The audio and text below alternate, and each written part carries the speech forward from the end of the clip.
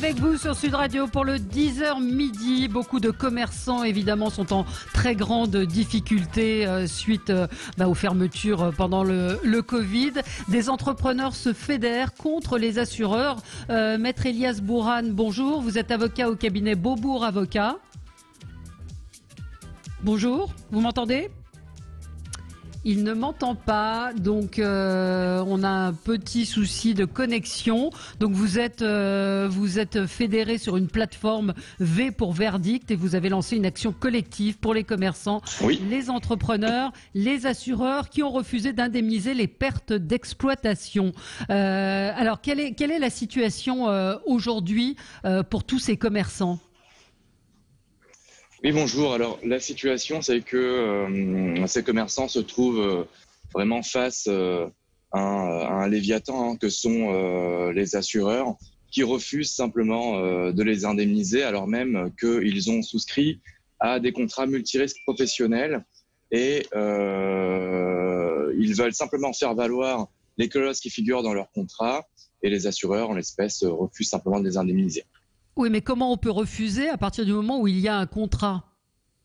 Exactement. Et c'est pour cela que nous, on a mené cette action collective.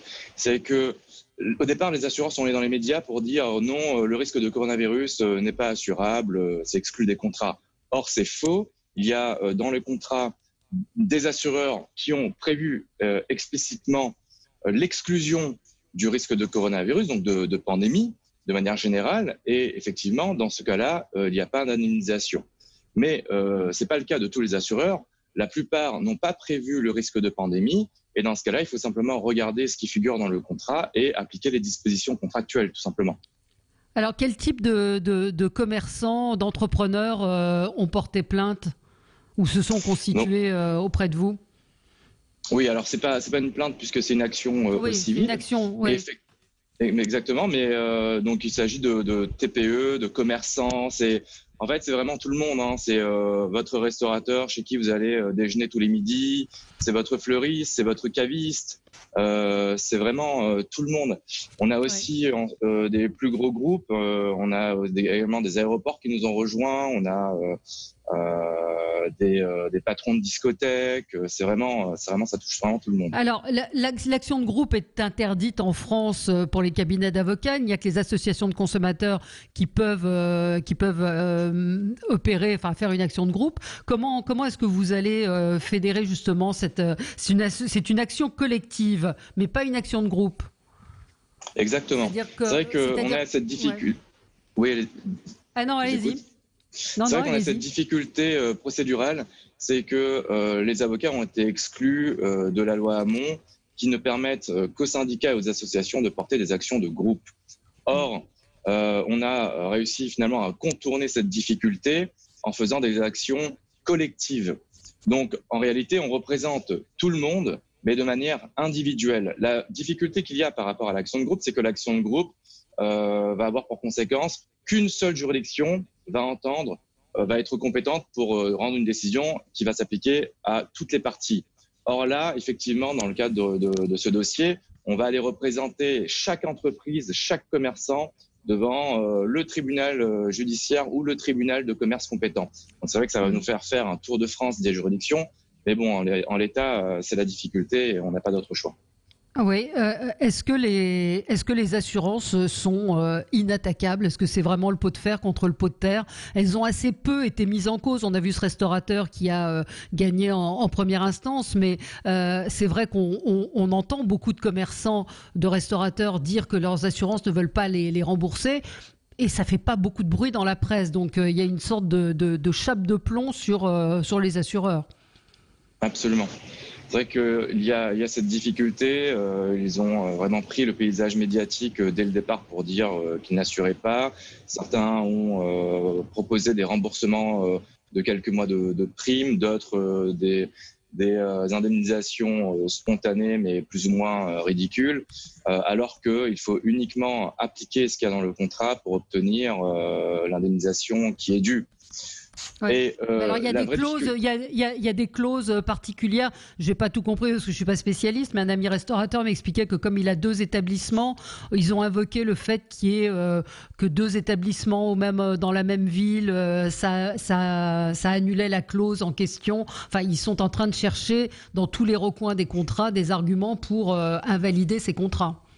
Absolument.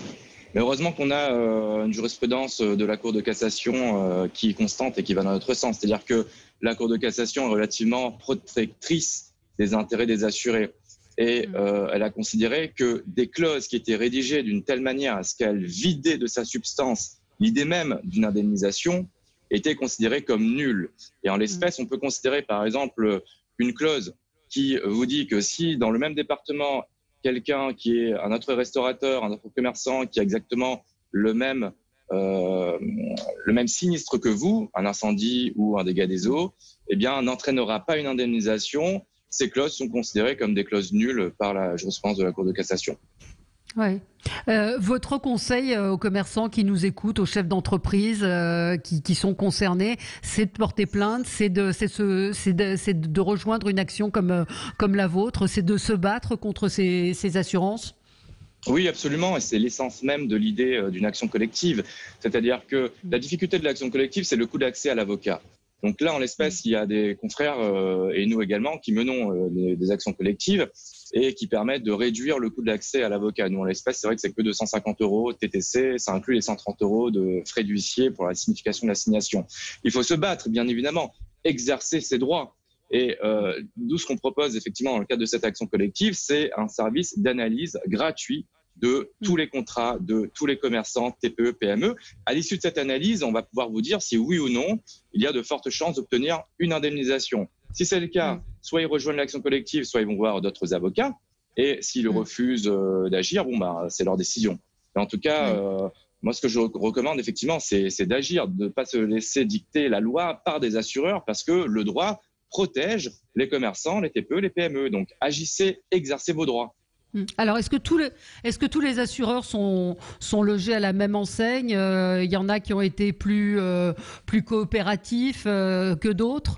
Je vois que par exemple la MAF a annoncé que l'indemnisation de ses clients restaurateurs ayant souscrit une garantie couvrant les pertes d'exploitation atteindrait un montant de 190 millions d'euros. Donc il y en a quand même qui ont indemnisé leurs adhérents. Absolument. Certains ont procédé à des indemnisations spontanées alors même que leurs contrats sont inattaquables.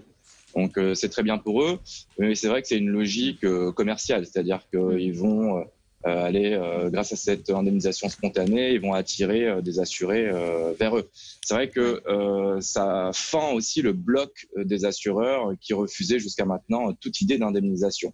Donc c'est vrai qu'à l'intérieur même du groupe des assureurs, il y a cette dislocation du front qui fait bloc. Ouais. Et c'est très bien, mais il s'agit là effectivement plus d'une guerre commerciale que juridique. Bon, donc vous en êtes à combien de procédures pour l'instant ? On en est à plus de 530 entreprises qui nous ont rejoints, dont plusieurs grands groupes, ETI, beaucoup de PME, beaucoup de TPE, en France métropolitaine, dans les Outre-mer.